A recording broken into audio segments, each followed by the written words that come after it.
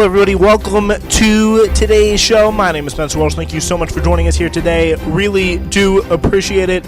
We have a good one for you, as always. On the show today, we will be going over some of the latest in Afghanistan. Folks, the war has finally ended. A very consequential move today, as it is already August 31st, already past the deadline to withdraw troops any further in Afghanistan. So now what the process is a just kind of face-saving operation, a diplomatic operation, and not a military operation. There are now officially no more U.S. troops within the Afghan borders as of around 3:20 p.m. Eastern Time this afternoon. We're going to give you all the coverage, all the updates of the past few days and some of the craziness in response to the 13 U.S. service members being killed by ISIS-K fighters, and the United States response to that, which was to wipe out an entire Afghan family. Also, some of the media reactions, some positive and negative reactions from both from some interesting places, and finally, it's just pretty much just about coverage we have for you today. It's going to be a great one. Thank you so much for joining us here today on this episode of Newsflash. A very, very consequential episode indeed.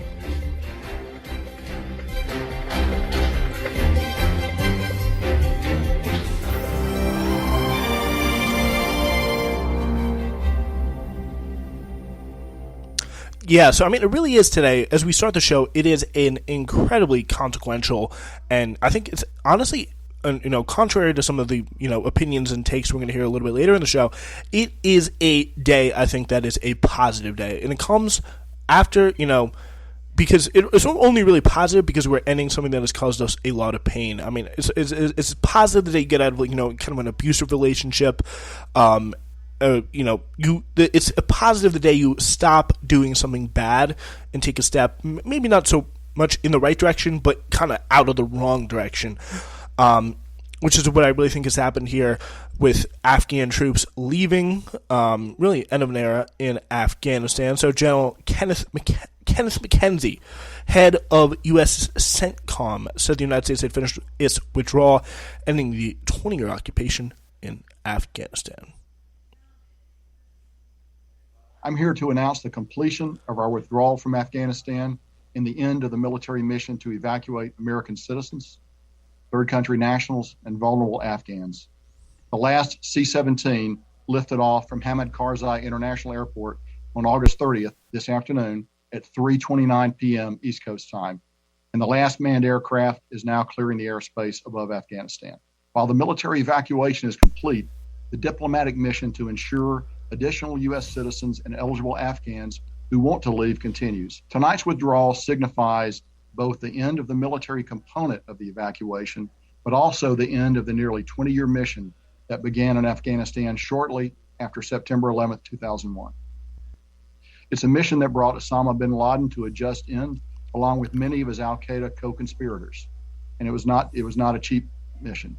The cost was 2,461 U.S. service members and civilians killed, and more than 20,000 who were injured. Sadly, that includes 13 U.S. service members who were killed last week by an ISIS-K suicide bomber. I do want to provide some important context to the evacuation mission that we just completed, in what was the largest non-combatant evacuation in the U.S. military's history. Since August the 14th, over an 18-day period, U.S. military aircraft have evacuated more than 79,000 civilians from Hamid Karzai International Airport. That includes 6,000 Americans and more than 73,500 third country nationals and Afghan civilians. So there you have it. That is the commander of CENTCOM coming out there and saying, really a pretty incredible way of putting it. And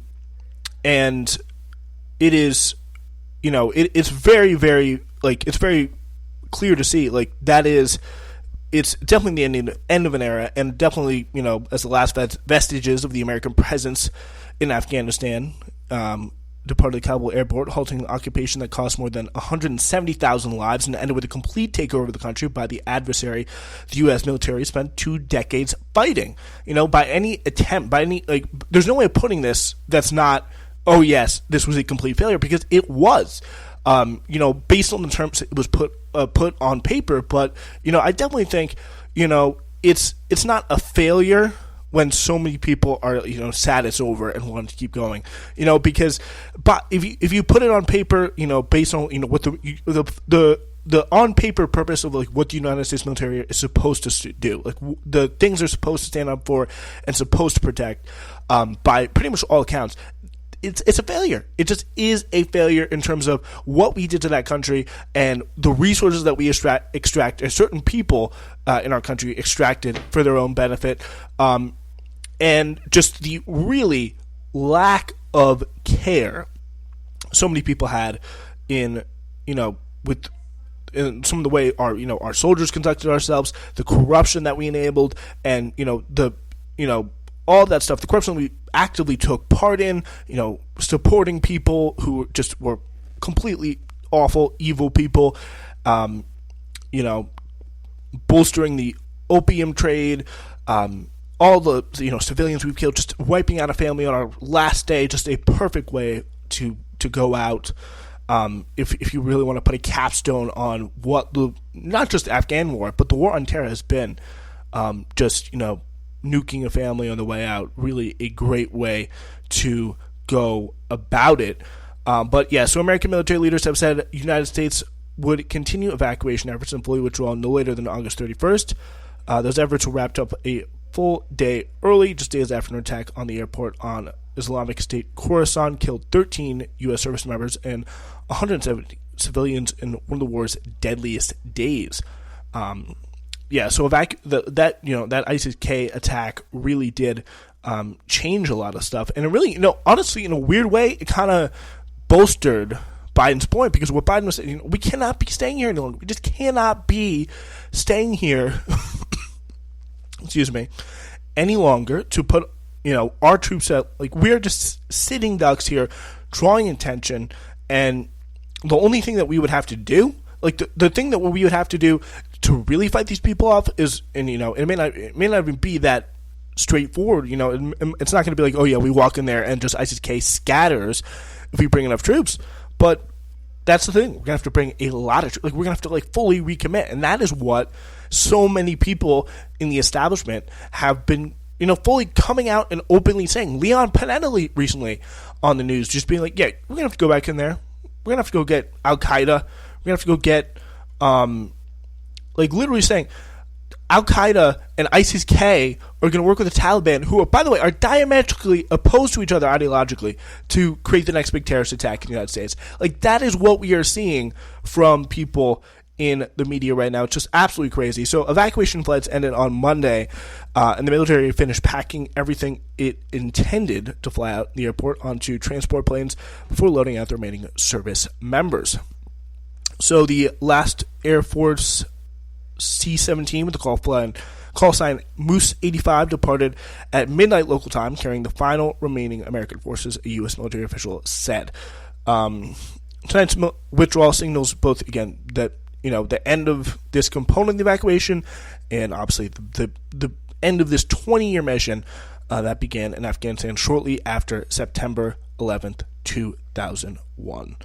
And looking at where we are right now, we're seeing a Taliban that's, I think pretty clearly in a better spot 20 years out of power in Afghanistan than they were back in the 1990s. They're more sophisticated. They're more, they've gotten a lot more new U.S. military equipment now. Let's say that.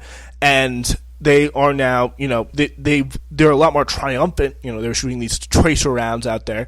But all in all, the way I'd characterize this war is, a success for the people that it needed to be a success for, and a real failure for both the American people and the Afghan people.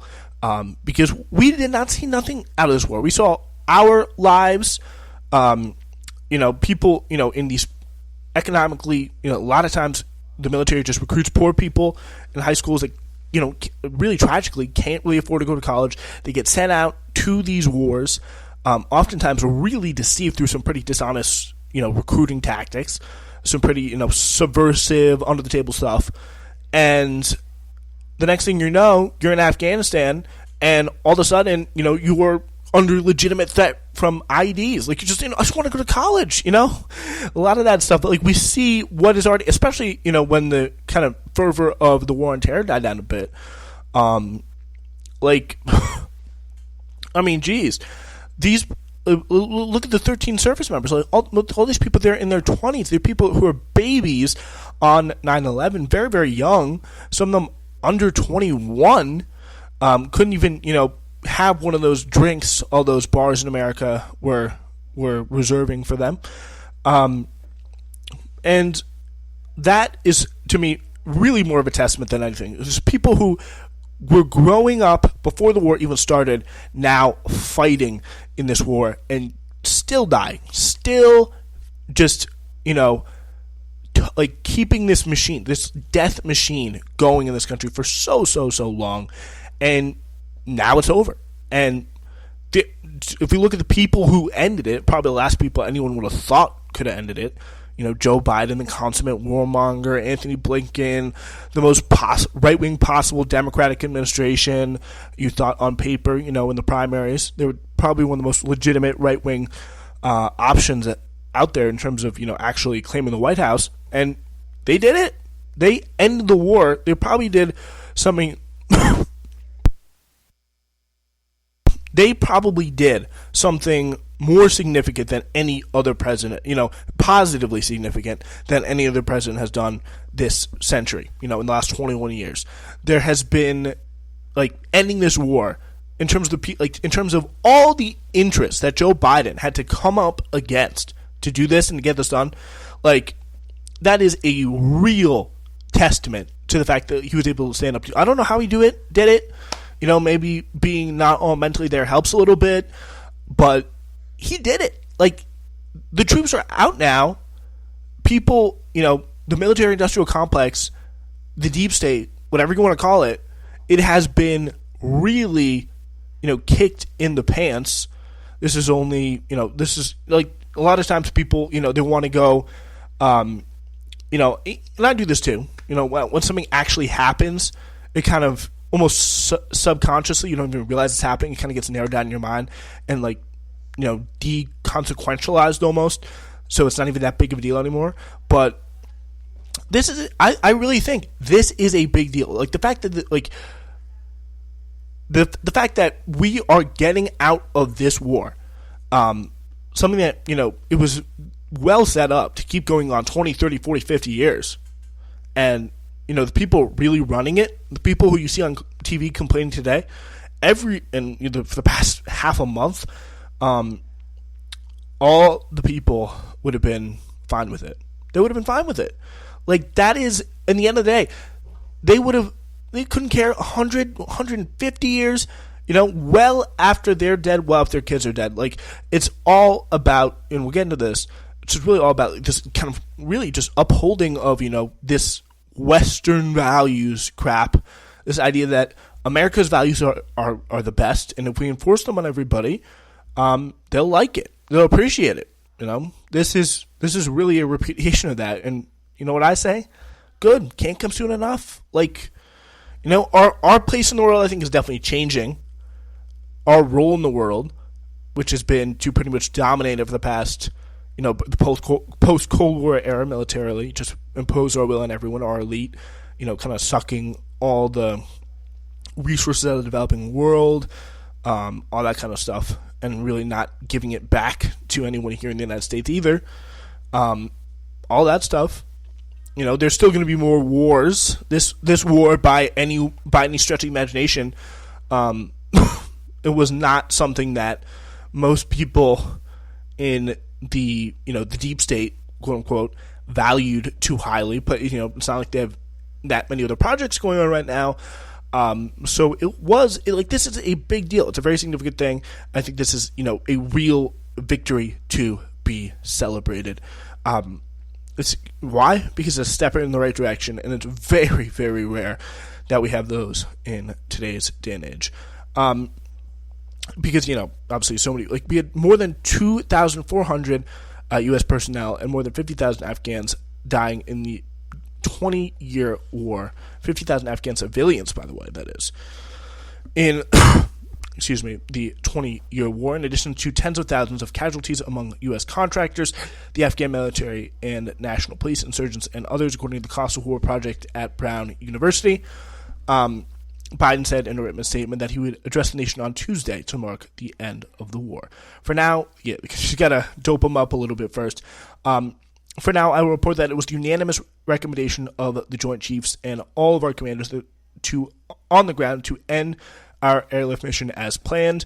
Their view was that ending our military mission was the best way to protect the lives of our troops and secure the prospects of civilian departure for those who want to leave Afghanistan in the weeks and months ahead. So violating, another thing that we said we'd do for the Taliban, probably not the best idea if we want to get more Americans out in the future. Probably not because, it's very, very tough for a lot of people to understand, but they have the leverage now. They have the leverage now because they won the war. It's just how that works.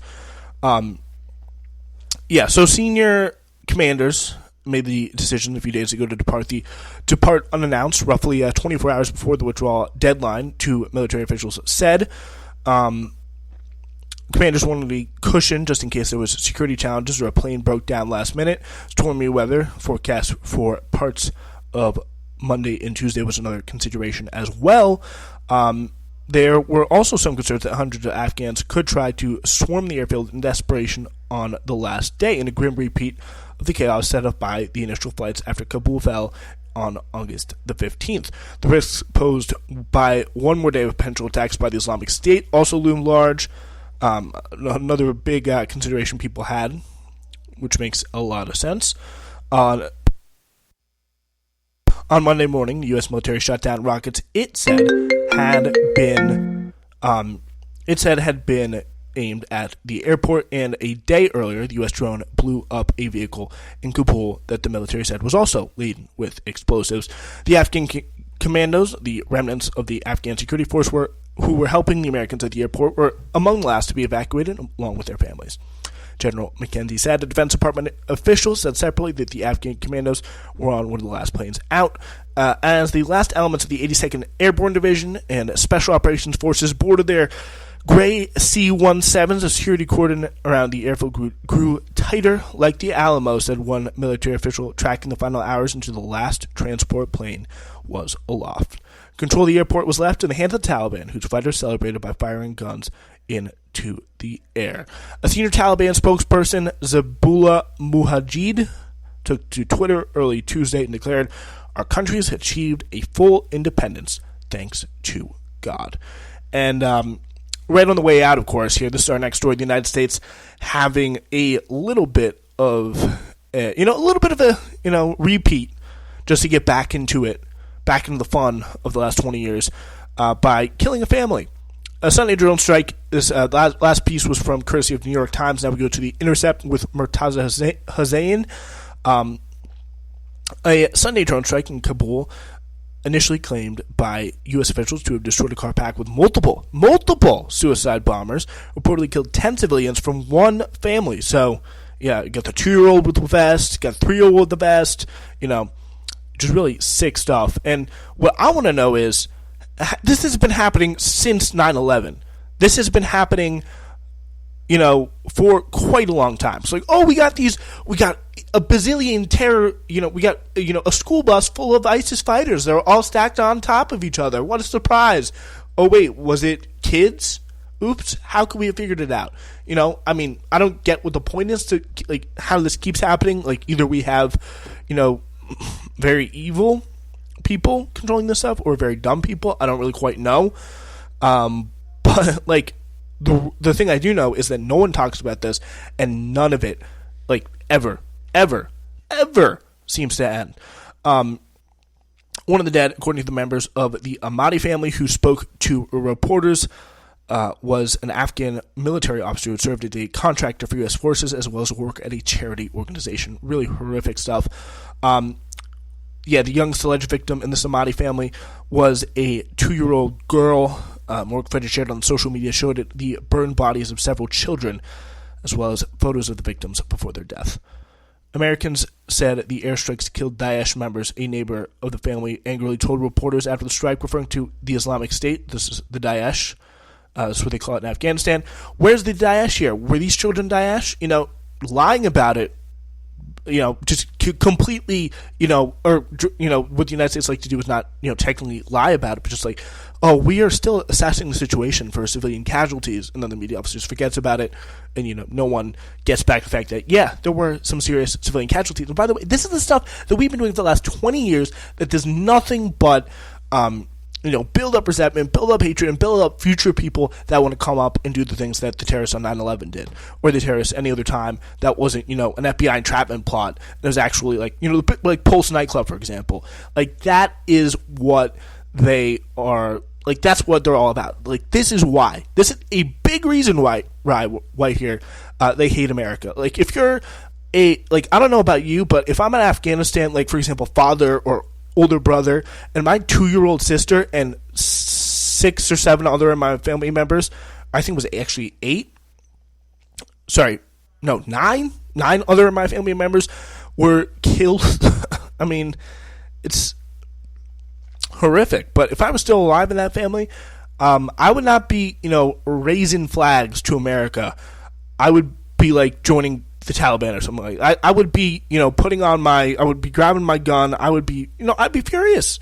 Like, it is completely understandable. And that is why to me, it's just nothing more disgusting when there are people who come out there and go, oh, yeah, they're just not compatible with us. They're just not, the Sand people, they're just not compatible with us. Like, that is the single as if, your culture, your great Western culture of McDonald's and Walmart is so far above the people who live, over there, the Sand people, as so many, the prerogative term goes, that, you're not worthy of them. Like, no, you blew their family up. That's why they're pissed. Like, that is the simple reason why people are pissed. Like, if you want to know why, that's it.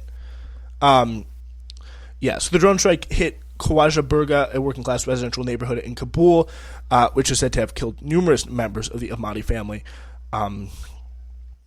Really awful stuff. And the fact that, the fact they said the 2-year-old kid was ISIS, it's beyond belief. The Defense Department and other arms of the Biden administration continue to describe the drone strike as a successful strike against the militant group, the Islamic State Khorasan, or ISIS-K, which had taken responsibility for a suicide bombing at the Kabul airport, as reports confirmed an innocent family had been indeed killed. The Pentagon, I love this. The Pentagon spokesperson, John Kirby, said the Defense Department was not in a position to dispute reports that civilians were killed, stating the incident would be investigated. Their classic move. We're not in a position to dispute that yet. And of course, that would only work with, a completely subservient lapdog media, which the Pentagon always has had, and always will have. But yeah, just imagine that. Just imagine you tell your mom or your significant other, oh yeah, we'll get back to it later. That awful thing we just did? We'll get back to it later. No big deal. I'm sure no one's going to mind. No problem. You just literally killed children and called them ISIS fighters. Give me a break. So the Kabul drone strike is just one in a long string of attacks in Afghanistan by U.S. forces, and their proxies reported to have killed large numbers of civilians. Past attacks have hit families traveling in cars and buses, wedding parties, hospitals filled with patients, and groups of farmers working in fields. I think the school bus incident was actually a U.S.-supported strike in Saudi Arabia. U.S.-supported Saudi Arabia strike in Yemen. My bad. While the withdrawal of American troops can be described as the end of the war in Afghanistan, the Kabul strike shows how the war may simply enter a new chapter, with the U.S. striking targets with aircrafts launched away from faraway drone bases. Certainly possible. critics of civilian casualties, this was pretty much what we did in Syria. Critics of civilian casualties of the United States were pointing to the lack of serious investigations on the ground into the deaths, accountability that will even be really even be harder to come by in a remote war. So, like, what we're going to, like, if we, for example, what I can see happening here is, like, it's a very obviously dark situation. God forbid, obviously, we pull out of Afghanistan, we continue like hitting them with drones, and we have several successful drone strikes that kill ISIS fighters, quote unquote. Actually, excuse me, end up killing a little bit more than that, and then God forbid, of course, there's a terrorist attack here in the United States. I would put the blame on the drone policy, not the Afghanistan policy, and broadly, as in the withdrawal policy. That's just me. All right, we'll get some media reactions in a minute. Hello, everybody, and welcome to our segment to tell you all about what's going on here on the Spencer Walsh Radio Network this summer. We do, as I'm sure you know, have a great lineup available for you. We, of course, start with our flagship show, Newsflash, all new Mondays, Wednesdays, and Fridays. Uncultured, irregularly, back every Saturday with live music and sports analysis with my co-host for the summer, Bennett Laxton. Hidden History will be brand new every Thursday on a bit of a hiatus, but will return shortly. It's the summer of podcasting. It's the summer of sounds. All you got to do is just keep listening wherever you get your podcasts, always here on the Spencer Walsh Radio Network.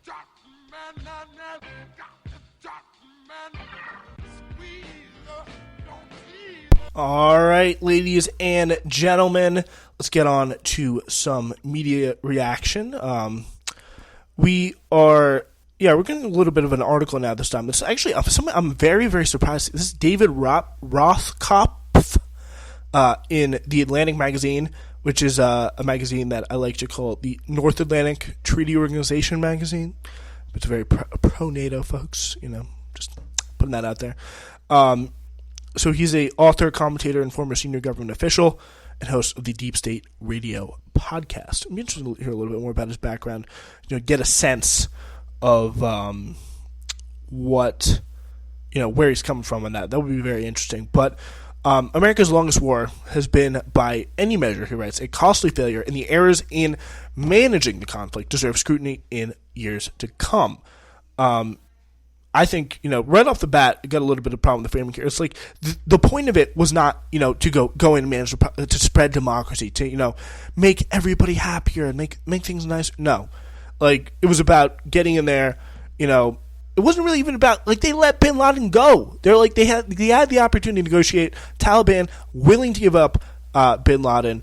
They made an offer, but Bush in 2001 refused. Which clearly shows you, how serious they were about that, all that stuff. I think you can put at this point, you should be able to put two and two together why they actually went to Afghanistan. But here, he writes, Joe Biden doesn't own the mayhem on the ground right now. What we're seeing is the culmination of 20 years of bad decisions by U.S. political and military leaders. Very, very true there. Like, that, to me, just represents, like, the thorn in the side, the knife in the side of America, and especially America's foreign policy. But now that, now that that's being stepped out, like, that is a huge, huge, big deal. Unlike his three immediate predecessors in the Oval Office, all of whom came to see the futility of the Afghan operation, Biden alone had the political courage to end America's involvement. And that's something that, I don't think anybody expected going in. The people who are pro-war, people who are anti-war, they all were like, he's probably going to stick to it. Because, literally every other president, including one who, like Trump, ran on pulling troops out, ended up flipping. Because the generals, they're scary. They're scary. But Biden, if anything, Americans should feel proud of what the U.S. government and military have accomplished in these past 2 weeks. President Biden deserves credit, not blame. Because what we were seeing, like, this is an incredibly, this is a situation where we have military commanders who if we want to talk about why, I think it's a very, very interesting question as to why the United States was so poorly informed about the Taliban's ability to advance so fast through Kabul, or through Afghanistan as a country. Like, that is a big point of questioning, and, where did that drop of miscommunication? I said that on the first day we started talking about this, which are pretty much in, like, 7 or 6 straight shows on it. But anyway, it's, like, that is a very interesting, like, that's, not, it's a question worth raising, but what really, in terms of the evacuation effort, in terms of people getting out, it really has been, the numbers have been quite good. And it's a general, I don't know if it's General Kenzie, but he was like, hey, people are going to have to check troops face to face. The troops, American troops, are going to have to, like, look into Afghanistan, the evacuees' eyes face to face, and, try and determine who they are. And, there's a very sad but likely possibility that something bad there could happen, and obviously it did. And that is just, a really, really, really kind of horrifying reality of, like, what it is like, and, this whole process. Biden alone had the political courage to fully end America's departure. Although Trump made a plan to end the war, he set a departure date that fell after the end of his first term and created conditions that made the situation Biden inherited more precarious. I think a lot of that stuff is a little bit partisan, that talking point. Oh, it was all Trump's fault. Trump had the opportunity to do it. He didn't. I think that's another broader point as to why, the generals can be so scary and, horrifying and intimidating and all that stuff. But despite significant pressure and obstacles, Biden has overseen a military and government that have managed, since the announcement of the American withdrawal, one of the most extraordinary logistical feats in their recent history.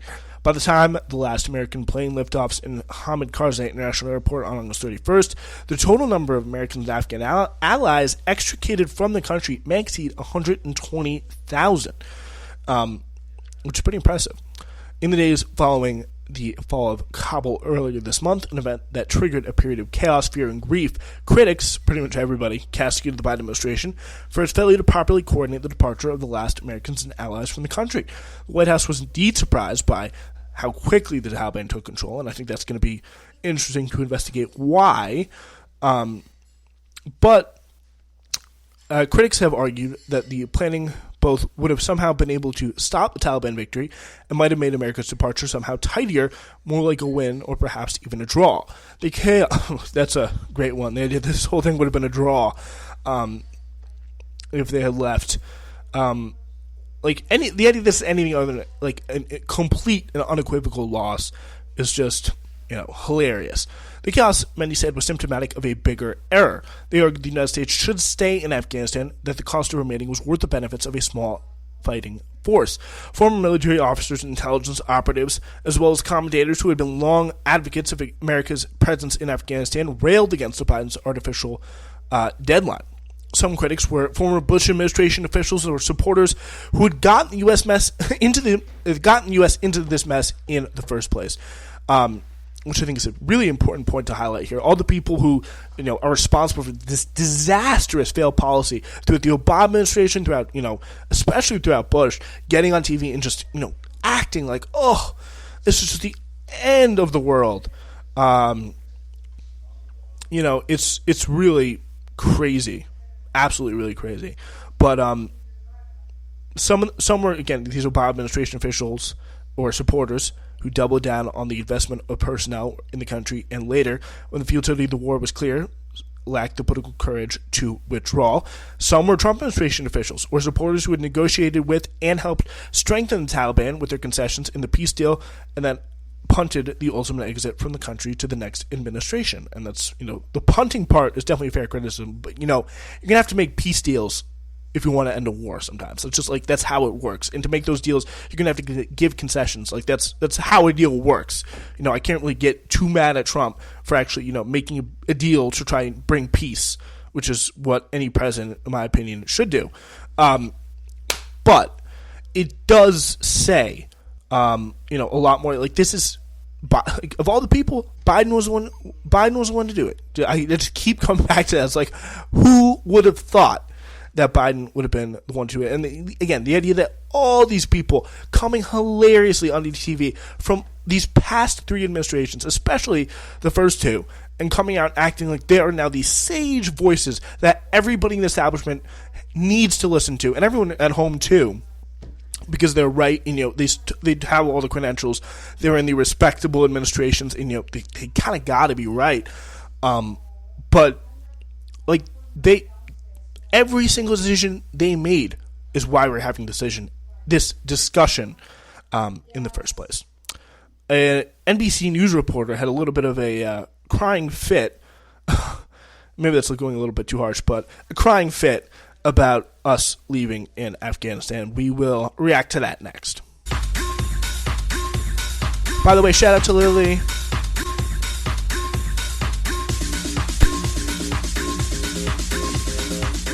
Buckingham Palace has announced the death of His Royal Highness the Duke of Edinburgh. It's news flash.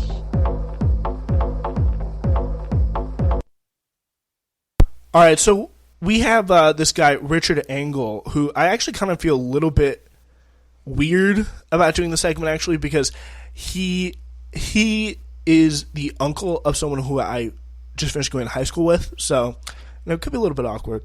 But anyway, he happens to be also the chief foreign correspondent for NBC News. He's been in Afghanistan for a long time, going out there, also spent a lot of time covering that Trump-Russia story. Bad look.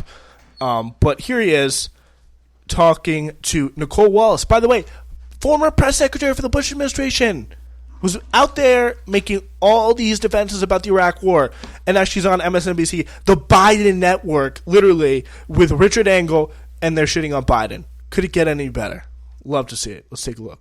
What you just heard from General McKenzie announcing the end of the 20-year war in Afghanistan. Well, these are heavy days. I don't know any way other to describe it. I do not end. Again, this is when a war is over. We're peace. 2 forces are not fighting anymore. Him for having had to make that statement, to speak to the American people, but also to speak to others who served in Afghanistan, including his own family members, and to tell them that we came, we fought, and we're leaving, and we're handing over the country back to the same enemy, and that we coordinated with the enemy so that they could make sure we packed up and left on time. It is a moment. Again, with that last part, I got all this hand wringing and angst. Would you rather not coordinate with them? We could have coordinated with them even more. We could have officially handed over power. We could have we didn't have to recognize them, but we could have just stayed around. That would have really actually helped with the evacuation effort. But of course, the United States would never have done that. But what we see happening here is just a complete freak out, because a lot of people in the media it's more than just a love for war, and just instinctually they're starting to realize the world that they built in their heads about America, and especially in the post 9/11, the generational reporters that kind of got big in the 2000s after 9/11, all that stuff. I think they're really having a massive moment here. There's deep humility. The United States has been humbled today. It is another empire that has not fallen in Afghanistan, but that has stumbled in Afghanistan. The British Empire fought in Afghanistan and pulled out in defeat, as did the Soviet Union, and now the United States as well. And to what you were just talking about earlier, there's a lot of talk about Afghanistan being the longest war in U.S. history. It is the longest combat mission, but for the last several years, it wasn't a combat mission. It was a stabilizing mission. There hadn't been any troops killed in Afghanistan in about 2 years. And this is kind of another one of my favorite talking points right here.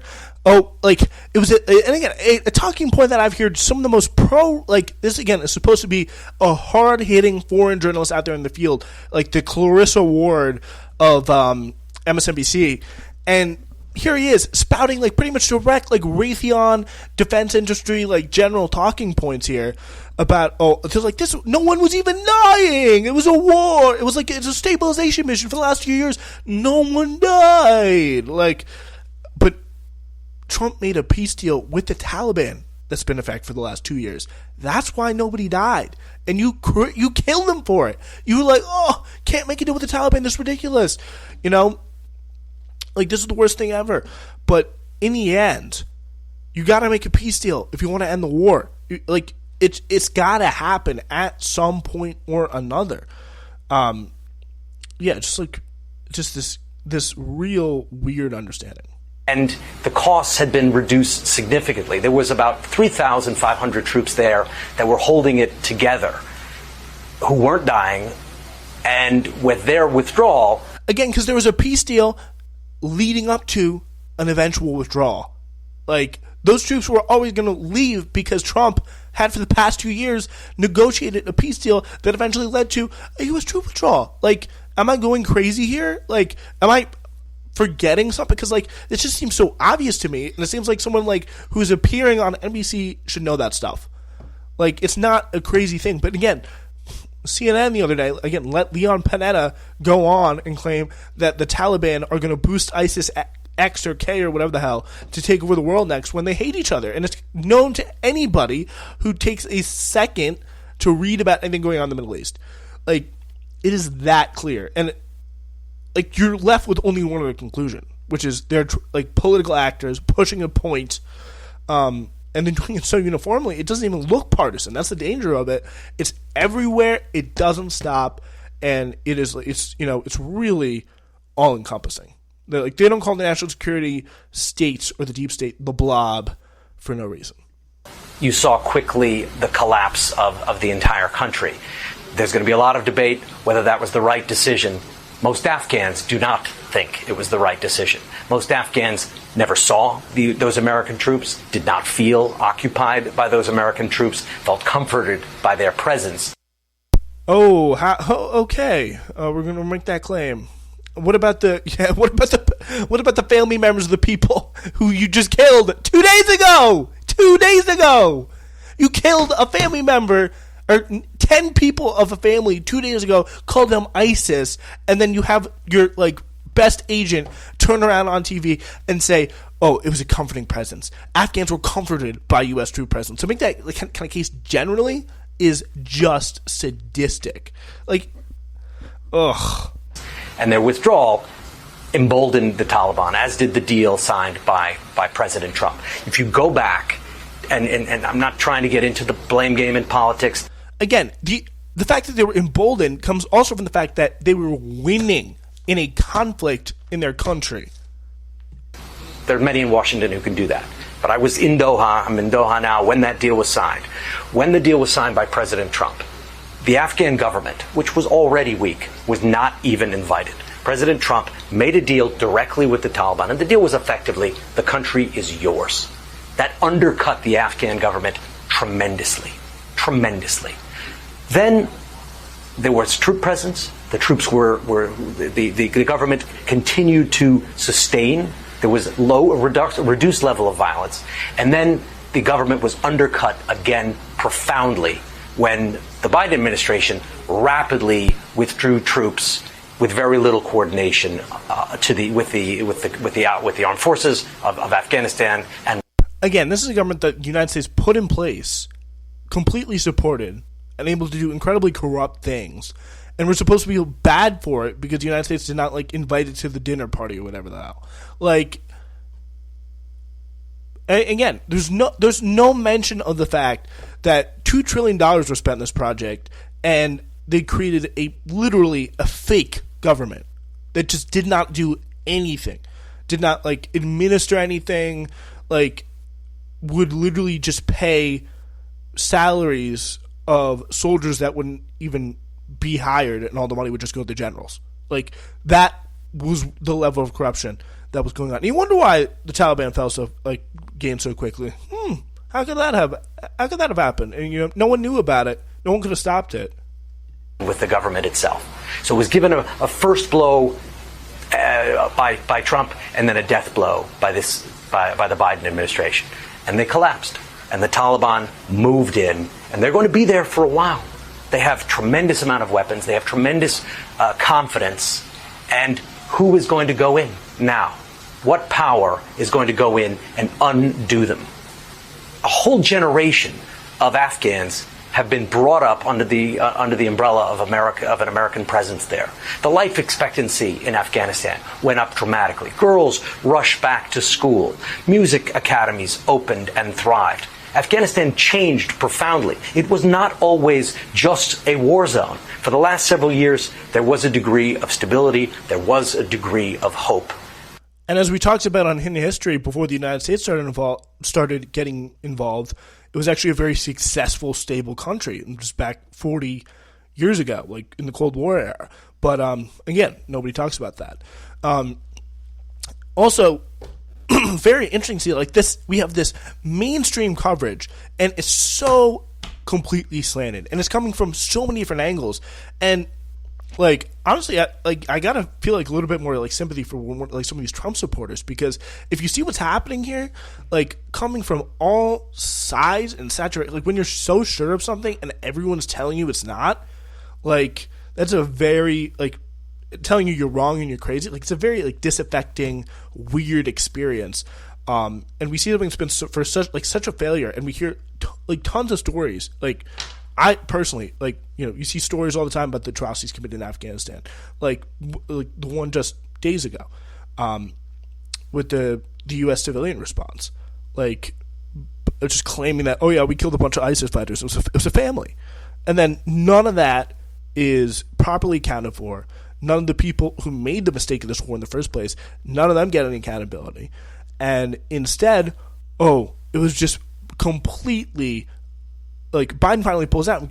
What do we get? A complete, hagiography of our time in Afghanistan, completely devoid of any balance of what actually happened. Like, was life better for women and girls under a corrupt government than completely, awful fundamentalist Muslim dictatorship from the medieval times, which the Taliban was and probably still is?